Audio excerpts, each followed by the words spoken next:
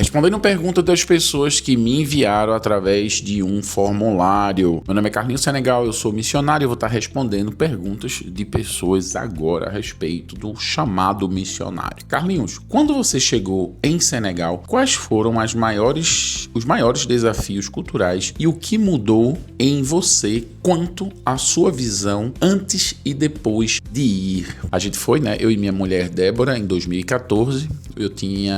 Os meus filhos tinham Carlinhos 8 para 9 anos, Gabriel 13 para 14 anos. Débora era bancária, era funcionária do Banco do Brasil, e eu tinha uma empresa de informática. A vida aqui em Recife, muito badalada, muita coisa para fazer, a igreja também, muito trabalho na igreja. Quando a gente chega no Senegal, a gente muda de país, muda de cultura, muda de língua, muda de clima, muda de tudo. Mas uma das coisas que me chamou muito a atenção, primeiramente, algo que eu tive que entender dentro da cultura, e isso me transformou como pessoa: a coletividade. Tudo é de todos. Eu lembro muito bem, no início do meu chamado, a gente estava num lugar e a esposa do pastor chegou e almoçou com a gente. A gente almoçou umas 3 horas, 3h30, porque a gente tinha um jet lag de 3 horas. Lá é a 0 hora do mundo, no Greenwich. Então aqui, quando é meio-dia, lá é 3 horas da tarde. Então a gente estava almoçando de 3 horas da tarde sempre, até se adaptar com o horário. Mas uma coisa que aconteceu foi que lá as pessoas almoçam às 3 horas da tarde. Elas empurram o café da manhã para as 10, o almoço para as 3, o jantar faz um lanchinho e dorme. Então o senegalês, ele não é um povo que come muito, como aqui no Brasil,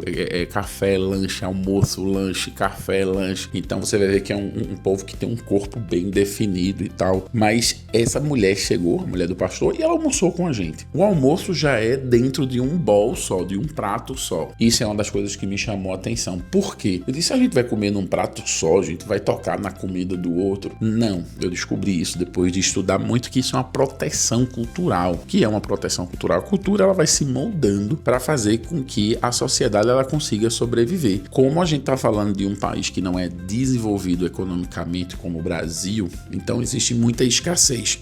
Então eles fizeram o quê? Tem um pratão onde todo mundo come junto. E aí você não precisa convidar, você não precisa se preparar caso alguém chegue. Sempre você vai estar preparado, porque é um prato só. Quando ela chegou, ela simplesmente abriu uma brechinha ali, sentou e comeu com a gente. A gente deu uma colher para ela. Normalmente se come com a mão ou com a colher. Ela entra. Então isso foi muito impactante para mim. E aí a Débora começou a conversar com ela e perguntou: por que você não leva almoço para o trabalho? Porque ela é enfermeira. Aí ela disse: almoço dentro de uma marmita. Eu disse: é. Ela parou um pouco assim e disse: como assim marmita? Pois é, ela não tem, dentro da cosmovisão dela, não existe essa possibilidade de parar e comer sozinha, porque lá tudo é de todos. Ou você leva para todo mundo, ou você não come sozinha. Não existe essa coisa do meu e você fica com fome. Isso foi um dos grandes ensinamentos que o Senegal trouxe para minha vida da cultura. Então, assim, tudo que eu faço hoje, se é público, logicamente, eu preciso pensar em todo mundo.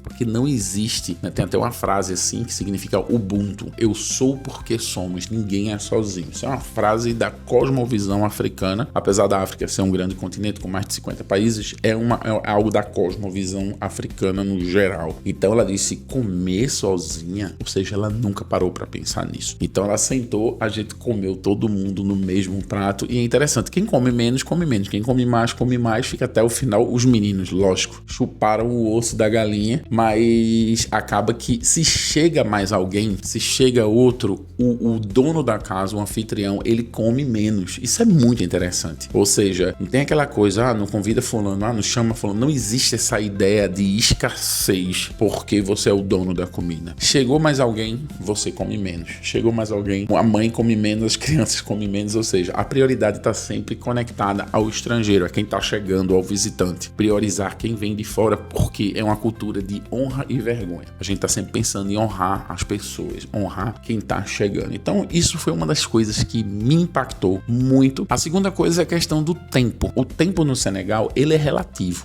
tá? Ele é muito relativo. Então as pessoas normalmente que não entendem a cultura, chegam no Senegal e dizem: o povo não gosta de trabalhar, o povo é muito lento. Não é. Isso é a forma como a cosmovisão cultural enxerga tempo. Ou seja, tem uma frase bem interessante, bem emblemática que eu ouvi de um cara na rua. Ele disse: olha, sem pressa. Eles dizem assim, duncan, quer dizer, vá devagarzinho na língua local. Aqui no Senegal, a gente mata o tempo. Lá na América, o tempo mata você. Essa frase me marcou bastante. Por quê? Porque a gente tá correndo muito, mas a gente tá correndo na direção do fim. E o que é o fim? É a morte, a gente vai morrer, entendeu? Todo mundo vai morrer. Branco, preto, rico, pobre, todo mundo morre. Isso é uma coisa que nivela o planeta.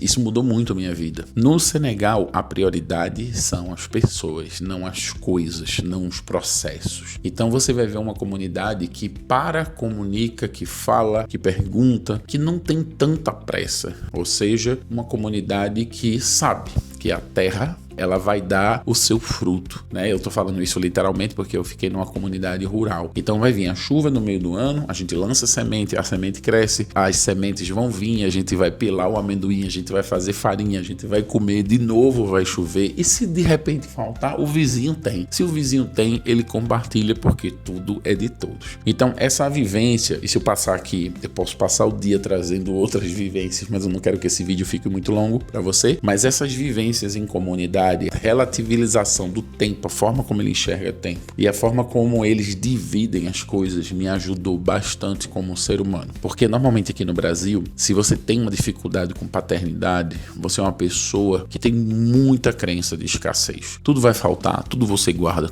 porque você tem muita insegurança, porque você não teve um provedor na sua casa. Eu tive muita dificuldade com isso na minha infância, mas agora, depois do Senegal, eu descobri, eu já sabia, logicamente, mas eu me apropriei disso, de que eu sou filho de um Deus provedor, de um Deus que manda chuva, mandou a terra, manda a chuva, pede pra gente lançar a semente e ele dá o crescimento de tudo aquilo que a gente coloca na terra. Um Deus provedor, um Deus que come num prato redondo, e que se faltar, se chegar mais alguém, só é abrir uma brechinha e tem espaço para todo mundo. O Deus da graça, o Deus da mesa, o Deus do repartir do pão. Esses dois foram grandes ensinamentos, né? Respondendo aqui a pergunta que eu tive no Senegal e que eu trago para minha vida e que me ensinou a compreender ainda mais a mensagem do Evangelho, que é uma mensagem de repartir o pão, de comer junto, de comunhão. Se você chegou até aqui nesse vídeo, gostou desse conteúdo, deixa teu like, deixa aqui nos comentários também uma pergunta, porque eu quero responder a sua pergunta aqui nesse vídeo. Tem uma setinha, compartilha nos grupos de WhatsApp, compartilha lá na rede social vizinha, para que mais pessoas possam ter acesso a esse conteúdo. Até o próximo vídeo, que Deus abençoe vocês.